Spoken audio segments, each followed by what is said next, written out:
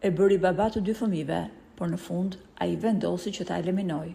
Historia e Liridona Ademaj ka prekur shqiptarët kudo që ndodhen në botë, për arsyeën e vetme se njeriu që pritet ta mbronte bëri pikërisht të kundërtën.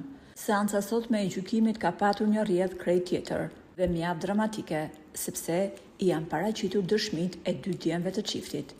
Teksa Naim Urseli filloi të dëgjonte dëshminë e djemve të tij, filloi të ndihej stresuar dhe të mbulonte fytyrën me dorë në karriken ku ishte ulur. Prokuroria ka sjellë në sallë dëshmitë e 2 djemve të çiftit në lidhje me atë që kanë parë atë ditë. Djali i madh ka thënë: "Hajni i futi dorën dhe i bëri mamas bam."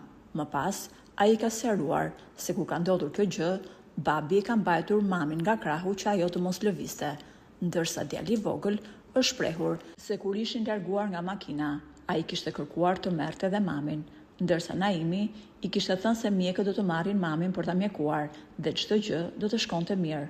Më pas, punonjëse sociale i kishte kërkuar djemve të bënin një telefonat me Naimin, por ato të dy kanë refuzuar që të flasin me të atin.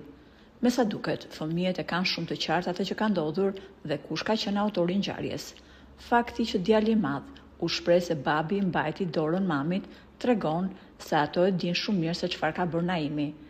Duket se Naim Urseli, dënimin më të rënd, nuk do ta marrë nga gjykata, por nga 2 djemt e tij, të cilët me sa duken nuk do ta falin asnjëherë të atin.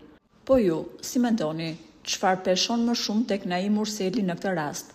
Fakti që fëmijët nuk do ta falin kurrë apo vendimi që do të japi gjykata? Për më tepër, mund të na lini mendimin tuaj në komentet poshtë videos.